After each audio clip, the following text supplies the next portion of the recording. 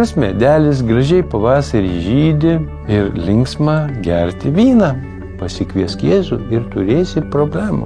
Atsiburniuoja prieš mamą, trūksta garbatkų.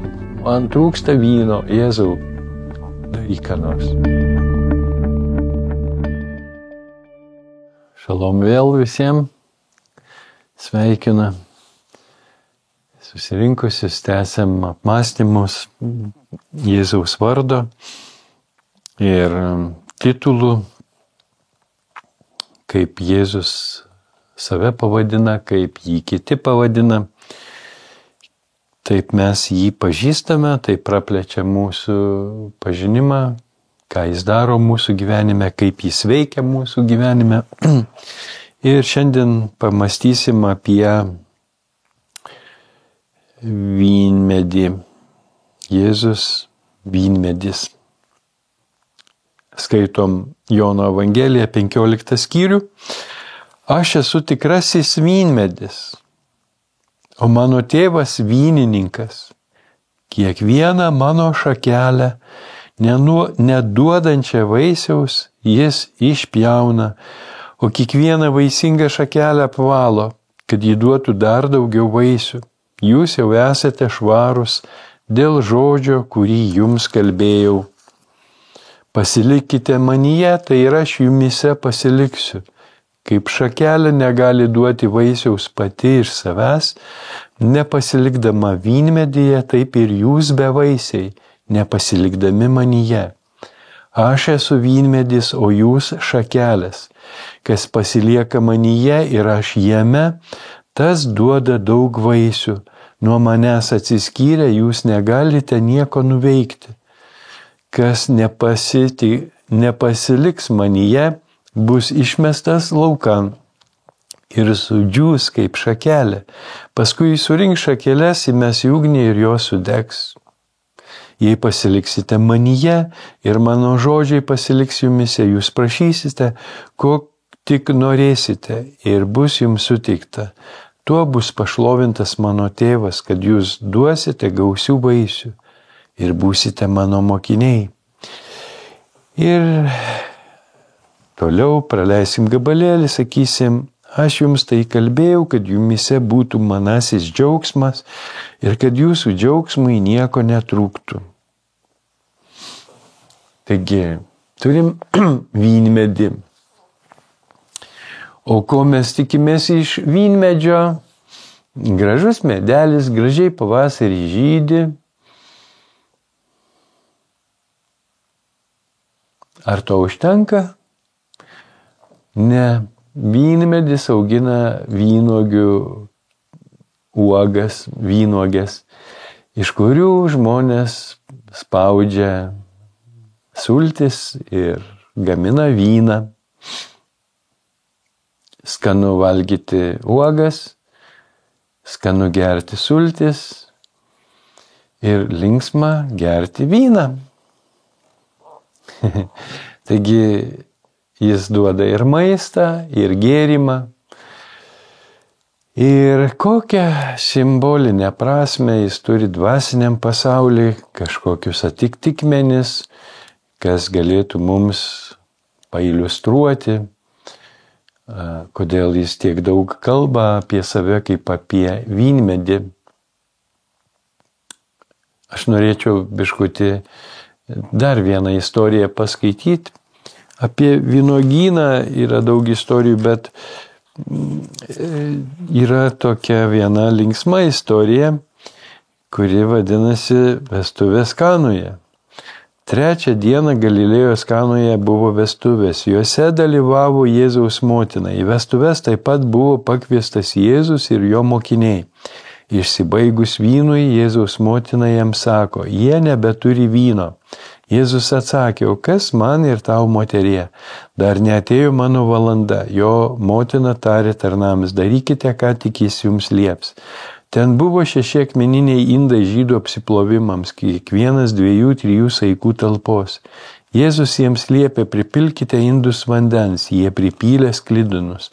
Tuomet jis pasakė, dabar semkite ir neškite stalo prievaizdui. Tie nunešė, paragavęs paversto vynu vandens ir nežinodamas iš kur tai, Nors tarnai, kurie sėmė vandenį, žinojo, prievaizdas pasišaukė jaunikį ir tarė jam, kiekvienas žmogus pirmiau stato geresnio vyno, kai svečiai įgeria tuomet prastesnio, o tu laikei gerąjį vyną iki šioliai.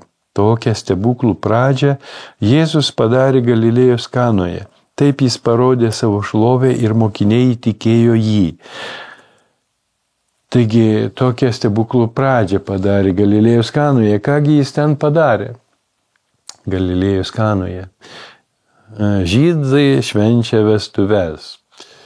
Ir švenčia, ko gero, visas 6 dienas, kaip pasaulio sutvėrimą, o paskui jau šabo dieną ilsisi. Kažkur apie antradienį, 3 dieną pritrūko vyno. Pritrūkti vyno per žydų vestuves labai blogas ženklas. Nes žydams vynas tai toks kaip ir pranašiškas ženklas. Vynas Biblijoje yra toks kaip ir Dievo dvasios ženklas, kartu džiaugsmo, meilės, visa tai, ką teikia Dievo dvasia, žmogui džiaugsmą, meilę, gali mylėti, sveikatą, gyvybę. Daugybė turi simbolinių prasmių vynas, kai pranašai stokoja dvasios, jie reiškiasi taip, kad tarsi Dieve, kodėl mums atskiedė vyną vandeniu, arba tokia bedvasė visuomenė pristato, kad jų sidabras bevertės, jų vynas atskiestas vandeniu, panašiai tokia, tarsi dvasinė maža kraujystė, kažkokia dvasios deficitas, taip išreiškimas tokių simbolių, kai trūksta džiaugsmo bažnyčioje, trūksta gyvybės, trūksta dvasios, trūksta Dievo dvasios, trūksta meilės, trūksta vilties. Taigi Dievo dvasia yra ta, kuri neša džiaugsmą, laisvę. Ir prisimename sekminių dieną apaštalai, kai buvo pripildyti šventąja dvasia ir išėjo ir šlovino viešpatį, žmonėms jie atrodė kaip pasigėrė. Jis sakė, jie pasigėrė jauno vyno. Gavo Petras teisintis, kad dar 3 valanda dar kioskai neatidaryti, kad čia kažkas kito, kad įsipildė pranašo žodžiai ir viešpats pagirdė juos savo dvasia. Taigi, vestuvėse pritrūko vyno, reiškia, ta šeima neturės džiaugsmo, neturės meilės, šventė žlunga, svečiai skirstosi, jaunikis ryškiai susimovė, neapsiskaičiavo, problemos. Kaip čia taip galėjo atsitikti tose vestuvėse, juk dalyvauja švenčiausioji mergelė Marija, Dievo motina ir pats Mesijas Kristus Jėzus ir jo apaštalai. Ir pritrūko vyno. O esat girdėję, sako, pasikviesk Jėzų į savo gyvenimą, jei neturėsi problemų. Tai aš pažadu, pasikviesk Jėzų ir turėsi problemų. Tik tikinčiam žmogui problemos yra šansas patirti stebuklą, patirti Dievo šlovę ir jėgą, pažinti Dievą. Mes bėgam nuo problemų, patys viską sprendžiam. Įtariu, kad prie tos problemėlės prisidėjo Jėzus.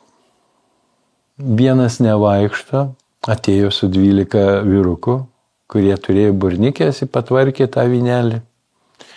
Įtariu, kad taip bus. Ir įvarė strioko jaunikiui, nes jaunikis, ko gero, atsakingas už vyną turėtų būti. Kas pirmoji pastebi problemą? Tai Marija, motina, ir meldžiasi tokia stebuklinga malda į Jėzų, kad išprašyti stebuklą reikia užtarimo maldos ypatingos tokios. Prisimenat, kaip Marija meldėsi? Ką jis sakė Jėzui? Jie nebeturi vyno. Ir tiek. Kažkaip biškį trūksta garbatkų. Bet Jėzus dar kažkaip keistai elgėsi, atsiburnioja prieš mamą, tipo dar neatėjo jo valanda. Bet Marija paskubins tą valandą, ji pasišaukė tarnus ir sako, ei, Hebra, žiūrėkit, darykit, ką jis jums lieps. Marija turėjo kažkokį autoritetą tuose namuose, kas čia per santykį su tais tarnais. Tarnai, įsivaizduoju, prisistato pas Jėzų, ką daryti, ir Jėzus vėl tą mamą mano. Gerai, tai liepia semti vandenį, pripilti indus, kokius indus? Ritualinio apsiplovimo indus, kad būtų košer, kad būtų švarus, su malda, gyvuoju vandeniu besiprausiantis. Taigi pripalamas gyvasis vanduo, kuris simbolizuoja Dievą, Dievo dvasią. Ir sako, semkite tą vandenį ir dabar neškite stalo prievaizdui. Kad tarnams liepia pripilti vandenį pusę bėdos, bet semti ir nešti į stalą, čia jau kažkaip įdomiai. Labai rizikuoja, jie praras darbą, tarnai. Ir jie vis tik klusnus. Marija pasakė, klausykite, ką jis jums pasakys, darykite, ką jis jums lieps. Taigi jie klusnus, negalvoja kaip geriau, bet daro kaip pasakė, kaip susitarė, neša ir įvyksta stebuklas ir štai prievaizdas patiria, kad geras vynas. Ir sako komplimentą jaunikiui. Visi paprastai duoda geresnį vyną, kai svečiai įgeria, tada stumia prastesnį, o tu laikai gerą iki šioliai. Tai tokią stebuklo pradžią Jėzus padarė. Ką jis nori mums tuo pasakyti? Tuo stebuklu. Jis čia apsireiškia kaip dieviškasis vynmedis, kuris teikia dvasinį vyną. Dvasiniam gyvenimui yra Dievo dvasios, šventosios dvasios šaltinis ir teikia mums gyvybę, džiaugsmą, meilę, duoda jėgų mylėti. Mes patys be jo nieko negalim. Atsiskyrę nuo jo kaip šakelė, neturėdami ryšio, netankame syvų, negalime būti gaivinami jo dvasios. Tik vienybėje su juo priėmė jį į savo širdį, atsivėrė jam, atsidavė jam, ką vaizduoja krikštas, kai pasineriame gyvajame vandenyje, atsiduodame Dievui. Dievas mus nuvalo, nuplauna, pašventina ir pripildo mus kaip indus šventąja dvasia, kad mes turėtume jėgų gyventi Dievo jėga, ne savo jėgomis, bet Dievo jėga. Ir kartais mums reikia viens kitam nešti vandenį. Kažkokį banalų, paprastą, gerą darbelį daryti. Pasakyti kitam žmogui, ypač šeimoje svarbu, ypač kad vyrai neprarastų įgūdžio sakyti savo žmonoms, aš myliu tave. Po kiek metų apsiprantam tas žodis, aš myliu tave, pasidaro toks banalus, kaip tas vandenėlis. Nelygis besakyti, jau tiek kartų sakiau, ir dabar taip sunku ir pavargęs ir kažkas netikro tokio. Tai bėkim pas Kristų ir sakykim, mums trūksta vyno, kaip Marija meldėsi užtarimo maldą. Man trūksta vyno, tam trūksta vyno, Jėzau, daryk ką nors. Ir patys prisiminkim, ką Marija sako. Darykite, ką jis jums lieps. O Jėzus sako, neškite vandenį į stalą. Tai eikite ir sakykit viens kitam, aš myliu tave. Ir kai tu būsi prameldęs, atvėlęs savo širdį, išpažinęs savo bejėgiškumą, kad pats nieko negali, būsi pripildytas Dievo jėga, patirsi džiaugsmą ir suteiksi džiaugsmą kitam, sakydamas su tikėjimu, su įsipareigojimu, apsisprendimu gerą daryti. Aš myliu tave. Būkit palaiminti, būkit laimingi. Tai nepritrūksta jums to vyno. Skubėkit nuo pat ryto, papildyti atsargas. Daug džiaugsmo jums. Šalom.